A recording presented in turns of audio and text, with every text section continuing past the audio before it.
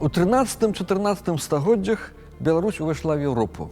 Менавіта стала часткай заходнееўрапейскага гісторыка-культурнага арэалу. І ад таго часу ўсе еўрапейскія з'явы матэрыяльна-духоўнай культуры мелі месца і ў нас. Это готыка, рэнесанс, гуманізм. Усё гэта ў нас было і не было ў Расіі. Там быў іншы свет. Тое самае датычылася рэлігійнага жыцця. Голасная еўрапейская рэфармацыя 16 стагоддзя з'явілася ў Беларусі і даволі хутка. Але тут яна мела пэўную спецыфіку. Як развівалася рэфармацыя ў Беларусі? Якія плыні пратэстантызму да нас прыйшлі? Як складваліся адносіны пратэстантаў з праваслаўнымі? Ясна, што з каталікамі яны былі не найлепшымі. Пра ўсё пагаворым са спецыялістам, гісторыкам рэлігіі, прафесарам Святланай Марозавай. Пратэстанцтва ў Вялікім княстве літоўскім здабыло істотны ўплыў на даволі кароткі час. Некалькі дзесяцігоддзяў у сярэдзіне другой палове 16 стагоддзя. Потым актыўны наступ контррэфармацыі, асабліва ўмелая дзейнасць айцоў езуітаў, масавае вяртанне магнатаў, а за імі шляхты ў каталіцтва прывялі да хуткага заняпаду рэфармацыі. Пратэстанцкія храмы, кальвінскія зборы, лютэранскія кірхі разбураліся або пераўтвараліся ў касцёлы, а пазней і ў праваслаўныя цэрквы. У Беларусі ад некалькіх сотняў будынкаў кальвінскіх збораў захавалася менш дзясятка, і все яны або належаць іншым канфесіям, або занятыя свецкімі установамі. Кальвінізм у Беларусі заняпаў, а лютэранства захоўвалі пераважна нямецкія перасяленцы. Менавіта нямецкія абшчыны у 18-20 стагоддзях будавалі ў беларускіх гарадах свае храмы, кірхі. Да нашых дзён ацалелі толькі некалькі будынкаў кірхаў. У Полацку, заняты пад музей, у Берасці пад офісы і ў Гародні. Адзіная ў краіне кірха, якая выкарыстоўваецца па свайму прызначэнню.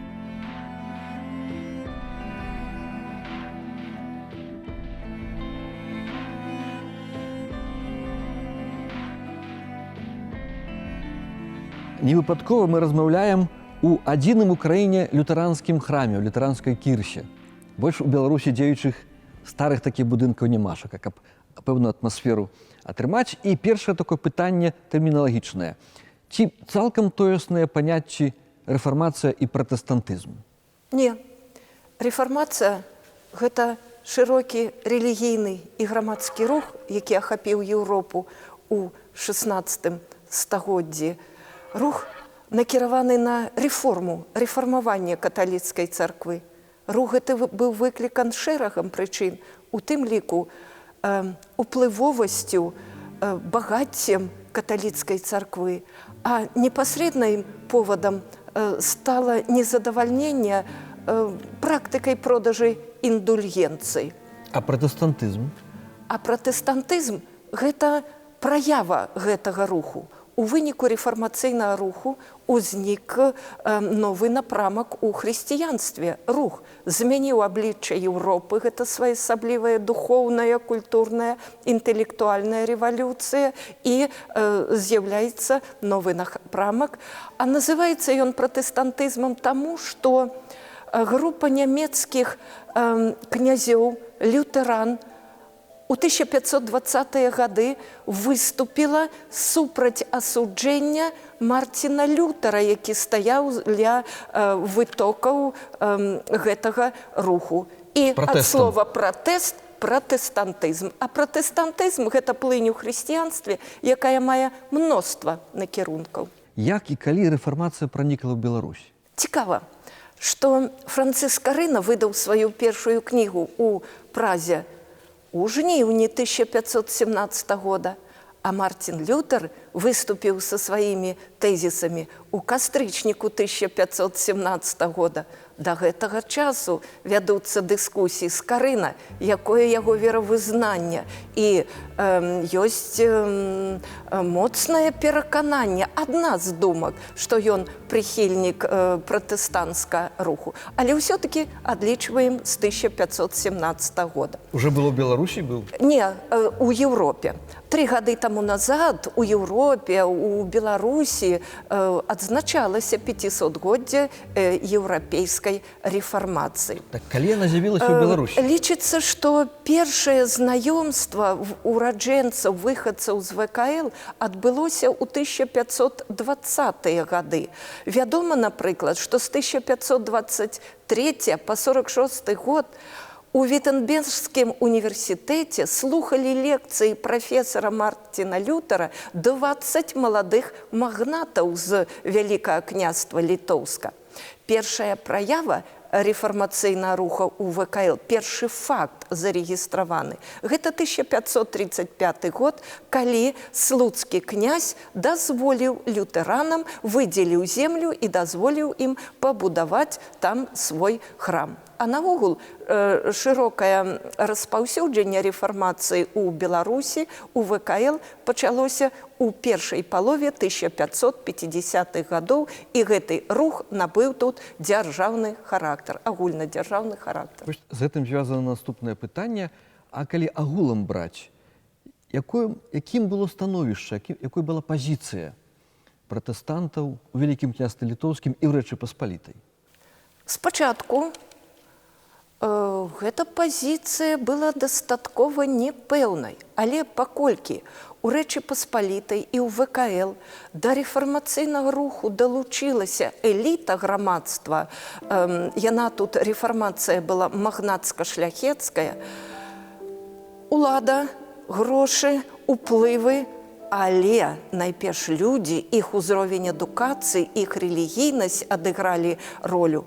Усе, ці амаль усе буйнейшыя палітыкі ВКЛ у 1550-60-е гады захапіліся рэфармацыяй. Нават Леў Сапега потым, калі ўжо стаў католікам, пра сябе гаварыў, што я быў малады, дурны, таксама гэтым захапляўся. Дык вось, але такая сацыяльная база рэфармацыі, іх актыўнасць ва ўсе часы гісторыі і ў наш час мела сваім вынікам, што у 20-е, 60-е гады у ВКЛ наступае новая эпоха, эпоха талерантнасці. Ужо ў 1520-е гады праваслаўныя і удзельнічалі ў пасяджэннях Рады ВКЛ, а ёсць звесткі, што да 3/4 складу Рады ВКЛ, Савета пры князі, у 1560-е гады складалі ўжо пратэстанты. Вялікае значэнне адыграў акт Варшаўскай канфедэрацыі 1573 года, калі пратэстанцкая шляхта у абарону сваіх правоў дамаглася ўраўнення з каталіцкай. А як складваліся адносіны ў пратэстантаў з праваслаўнымі Вялікім княстве Літоўскім? Калі пачынаецца контррэфармацыя з прыбыццём езуітаў у ВКЛ, то у абароне супраць контррэфармацыі пратэстанты аб'ядноўваюцца з праваслаўнымі. Вядомы саюз праваслаўных і пратэстантаў 1599 год, Віленск. Скажите, ласка, а вот православные братства, которые распаўсюдзіліся даволі шырока в 16 стагоддзі, ці можна іх лічыць все-таки праявай рэфармацыі? Наогул, у праваслаўі праявай рэфармацыі лічацца еретычныя рухі. Братствы арганізацый свецкіх людзей, якія апекаваліся пра храмы, кантралявалі духавенства. Я думаю, што можна разглядаць як форму рэфармацыйнага руха ў праваслаўі. Згодны. Якія формы прымала рэлігійная барацьба у Беларусі ў 16-17 стагоддзях? Гэта барацьба праходзіла найперш у духоўных, інтэлектуальных формах, у форме рэлігійнай палемікі. Але з пачаткам контррэфармацыі узмацняецца міжканфесійная напружанасць у ВКЛ, у Беларусі, і справа даходзіць да спалення кніг у Вільні, якія былі ўнесены ў індэкс забароненых кніг. Мелі месца асобныя эксцэсы, як, напрыклад, у Новагрудку ёсць факт, спакусілі вучняў езуіцкай школы пратэстанты, а потым паміж калярамі адбылася бойка. Але гэта выключна выключна редкія, а так у дзяржаве, дзе у праве якой была запісана талерантнасць, да эксцэсаў не доходзіла. Людзей за погляды рэлігійныя не палілі. Так, і у дзяржаве нашых продкаў не было такіх жудасных выпадкаў і рэлігійных войн, і як разня гугенотаў у Парыжы. І нават, калі абірала шляхта Генрыха Валуа монархам Рэчы Паспалітай, то многа пытанняў было, вельмі баяліся, што ён меў дачынення да парыжскіх падзей 1572 года, каб ён такога не ўстроіў у ВКЛ. А вот як можаш ацаніць коротка уклад пратэстантаў у развіццё беларускай культуры? Уклад у развіццё культуры гіганцкі.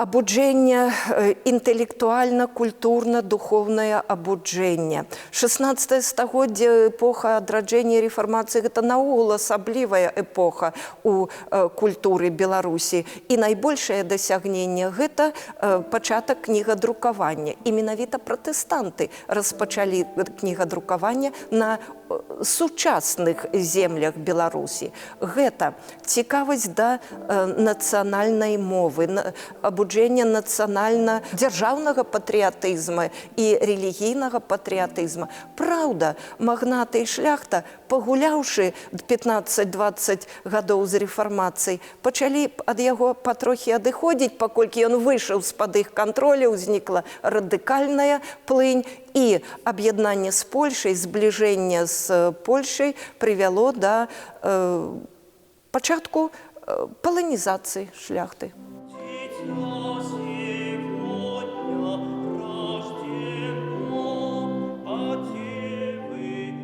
А вот як выглядае пратэстанцтва ў сённяшняй Беларусі?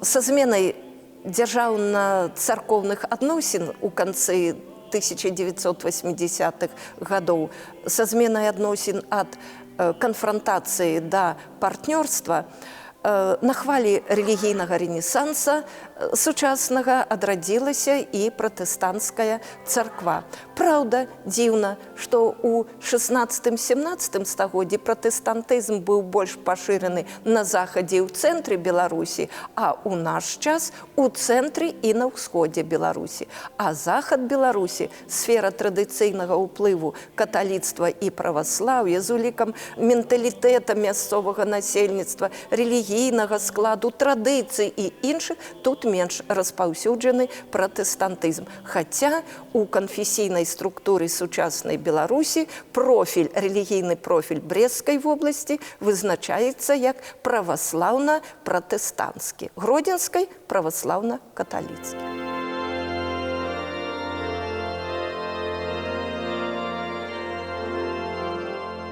Лютэранская кірха святога Іоанна, адзіны ў Беларусі дзеючы лютэранскі храм, знаходзіцца ў цэнтральнай частцы гародні на вуліцы 1 мая 5. Яшчэ ў 1793 годзе кароль Станіслаў Аўгуст перадаў нямецкай суполцы пад кірху будынак часоў Тызенгауза. А ў пачатку 19 стагоддзя, пасля грунтоўнай перабудовы, кірха набыла выгляд хрысціянскага храма неагатычнага стылю. У 1873 годзе на вежы быў усталяваны гадзіннік. У 1912 годзе побач узвялі дом пастыра і школу. Храм дзейнічаў ажно да 1944 года, да прыходу другіх саветаў, якіх называлі ў гародні. Пасля вайны кірху пазбавілі шпіля з крыжам і прыстасавалі пад архіў. Толькі ў незалежнай Беларусі у 1995 годзе храм быў вернуты лютэранскай гарадзенскай абшчыне. Кірха, ўнесеная ў спіс гісторыка-культурнай спадчыны Беларусі, ад 2013 года пачалася яе няспешная рэстаўрацыя. Акрамя богаслужбы, у храме рэгулярна адбываюцца моладзевыя сустрэчы, урачыстыя імпрэзы і канцэрты найбольш арганнай музыкі. Беларусь – краіна памежжа, і таму ў ёй ад даўняга сярэднявечча выступае зона свабоды. Невыпадкова менавіта ў Беларусі у часы наступу контррэформацыі нашлі прытулак адэпты найбольш радыкальных плыняў рэфармацыі. Краіна пагранічча мусіла быць талерантнай, людзі павінны былі ўмець жыць адзін з адным побач, інакш бы яны не выжылі. Феномен развіцця пратэстантызму сучаснай Беларусі таксама можна патлумачыць рысамі нацыянальнага характару. Беларусы хочуць быць шчырымі ў веры, таму, бывае, адыходзяць ад традыцыйных так званых іерархічных канфесій да пратэстанцкіх, дзе такой іерархіі няма. Але ввогуле маё глыбокае перакананне, што вера ў Бога ў беларусаў павінна быць глыбока прыватнай асабістай справай. Галоўнае, каб вера была.